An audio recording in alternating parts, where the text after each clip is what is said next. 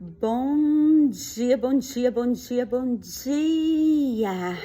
Doce amado Espírito Santo de Deus, faz morada em mim, faz morada em meu coração. Bom dia, precioso, preciosa do Rei Jesus. Segundou por aqui e hoje é dia de pão. Pão, antes do cafezinho, antes de qualquer coisa, eu quero lhe convidar a degustar da inerrante palavra do Senhor. E hoje nós estamos começando uma série maravilhosa. E o tema da série é Cuide da sua vinha. Cuide da sua vinha. E o que pode ser vinha, Célia? Bem, todo mundo sabe o que é vinha, mas quando o Senhor colocou no meu coração, cuide da sua vinha. A sua vinha pode ser a sua família, a sua vinha pode ser você, o seu trabalho, o seu filho, o seu esposo, a sua casa. Ei, eu não sei qual a vinha que você precisa cuidar, mas eu já quero começar sendo voz profética de Deus e te liberando algumas pérolas. E o tema desta manhã é: cuide da sua vinha.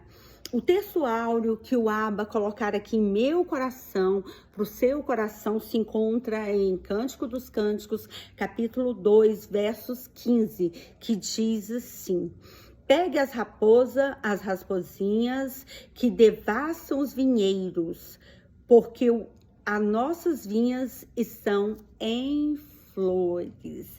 Amém? Nós vimos aqui a esposa dizer para o esposo, para que venha apanhar tanto as raposas como as raposinhas, porque o campo, o vinhedo já estava cheio de flores. E eu estou aqui nesse lugar lindo que eu amo, que é o meu lar. Estou no meu jardim, eu quero te mostrar algo. Olha ali atrás de mim, olha só. São as minhas orquídeas. Tem aquela laranjada caindo ali, tem branca com roxo, tem aquela lilás forte, tem a lilás mais clara, tem a branquinha e lá em cima tem uma lilazinha bem mais clarinha. Bem, o meu jardim está cheio de flores, ou seja, está cheio de orquídeas.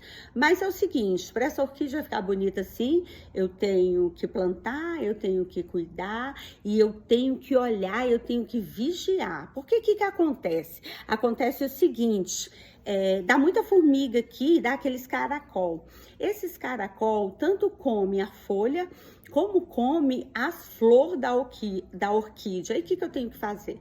Eu tenho que estar sempre olhando. Quando eu vejo um caracol arrancando, quando eu vejo uma formiga, eu coloco um remedinho para que elas não venham acabar com as flores. Assim é esse texto. Aqui a esposa, aquela que cuida, aquela que olha, aquela que se preocupa, ela chega até o seu marido e diz: apanha-nos as raposas e as raposinhas que fazem muito mal às vinhas, porque as nossas vinhas estão em flor. As nossas vinhas estão floridas. Ei, o inimigo vai querer te atacar quando a sua vinha estiver florida, quando o seu casamento estiver dando fruto, quando os seus filhos estiverem, quando você olhar assim e falar: ai, que bênção, meus filhos são uma bênção, ai, eu tô bem com meu marido. Quando você começar a florir, o inimigo da sua alma não vai gostar disso. E o que ele vai fazer? Vai querer mandar as raposas, vai querer mandar o quê? As raposinhas. Então, cuide da sua vinha. Eu estudei um pouquinho sobre raposinha e eu quero fazer esse paradoxo, essa ligação, essa conexão entre raposa e as nossas vidas, entre vinha e aquilo que o Senhor nos confiou.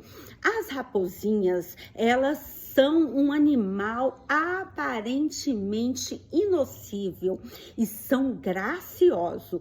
Elas comem flores da vinha e elas entram na vinha sorraceiramente. Elas entram ali com quem não quer nada. sabe, você olha e vê que é um animalzinho pequenininho, que é um animalzinho gracioso, inocivo, sorrateiramente ela vai entrando ali na sua vinha e quando você vê, não existe mais flor, porque ela comeu todas as flores. Já a raposa, quando ela cresce, vira uma raposa, elas já são diferentes. Elas já são um animal de hábitos noturno. E sabe o que ela faz quando ela entra em um vinheiro? Ela destrói todas as uvas. As raposas não se acham por satisfeita só comer as frutas. Quando elas comem as uvas, as que não acabam, ela destrói todas aquelas uvas que tem ali naquela plantação. Mas eu trago para você uma boa nova. O que pode ser uma raposa na sua vida? Uma raposa na sua vida pode ser o pecado, pode ser o orgulho, pode ser a falta de perdão. Bem, eu não sei quais são as raposas que estão querendo entrar na sua vinha, mas as boas novas que eu te trago é o seguinte: o nosso Abba já mandou o nosso Jesus aqui na terra. Sabe para quê? Para nos ensinar a apanhar, a identificar e a eliminar todas as raposas e as raposinhas que quiserem entrar na nossa vinha, ou seja, nos nossos relacionamentos, ou seja, no nosso lar, para tentar destruir aquilo que ao longo de anos e anos e anos nós construímos. Quando as raposinhas ou as raposas entram e retiram as flores e os frutos da vinha, o que acontece? As vinhas não tem fruto, não tem vinho. As famílias lá em Israel, elas viviam mais naquela época na cultura da vinha. Elas usavam muito para fabricar vinhos. E vinho simboliza o quê? Alegria. Vinho simboliza o quê na cultura antigamente de Israel?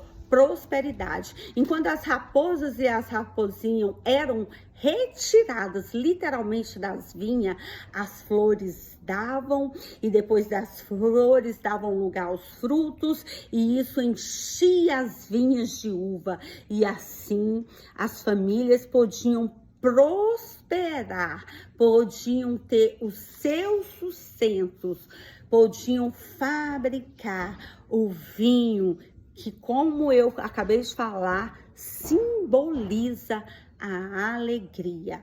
Então eu quero com essa introdução começar com aquela pergunta que está aqui, ó, latente, pulsando dentro do meu coração. Eu quero começar com aquela perguntinha que insiste em não se calar.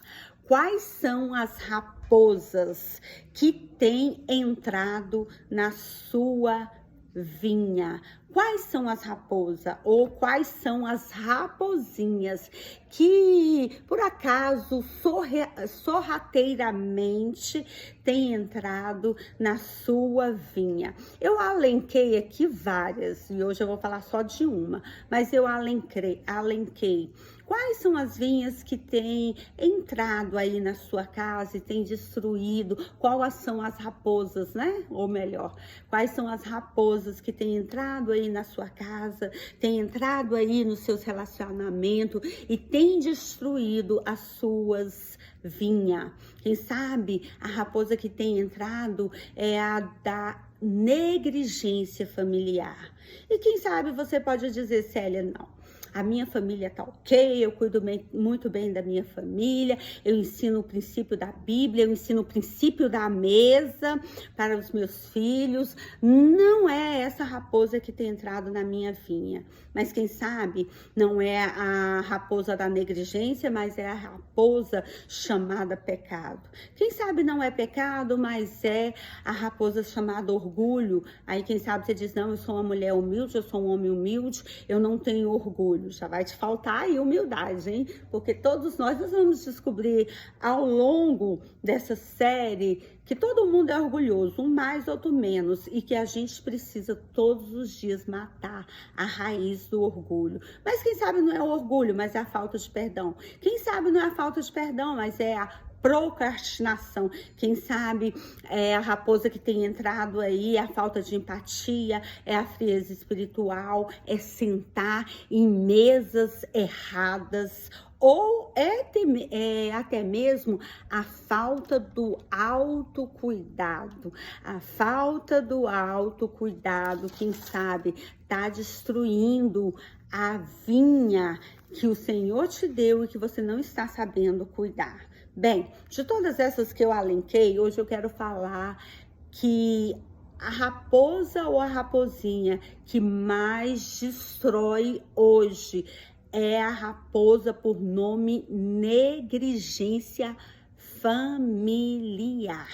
Essa tem destruído, essa tem realmente detonado a classe brasileira, a família nuclear, a família que deveria ser a base mais sólida e fixa para uma sociedade melhor. Eu quero ler com você em 2 Samuel, capítulo de número 2, versos de número 21. Lá diz assim, só o versos 21. E ouvindo o rei Davi todas essas coisas, muito se encheu em ira. Bem, essa história aqui é aquela história que a filha do rei Davi, Tamar, foi violentada pelo seu irmão. Ela foi violentada, o seu irmão agora se apaixona por ela, chama ela para ir na casa dele, fazer uma comida, finge estar doente. E aí quando Tamar chega ali para servir o irmão, ele a segura com violência e ele força, ele a violenta. E depois que ele faz essa barbaridade, ele empurra ela, ele manda ela ir embora da casa dele. E ela sai envergonhada, com as suas roupas rasgadas. E o seu irmão Absalão, que é o seu irmão de sangue, chega para ela e pergunta o que houve, e ela fala toda a história. E ele fica observando. Absalão observa. E Davi, ele só acendeu a ira. Ele ficou muito com raiva, muito irado, mas ele não fez nada para punir o seu filho. Ele, como rei, ele poderia ter posto o seu filho na cadeia, no cárcere. Ele, como rei, ele poderia ter dado um castigo aí de alguns anos, o seu filho preso, para aprender a não fazer isso com a sua meia-irmã. Mas ele só ficou chateado, ele só ficou irado e a sua ira passou. Porém, a ira de Absalão não passou. E por causa disso, Absalão veio matar o seu irmão. E aí o que a gente vê? A raposa que entrou na vida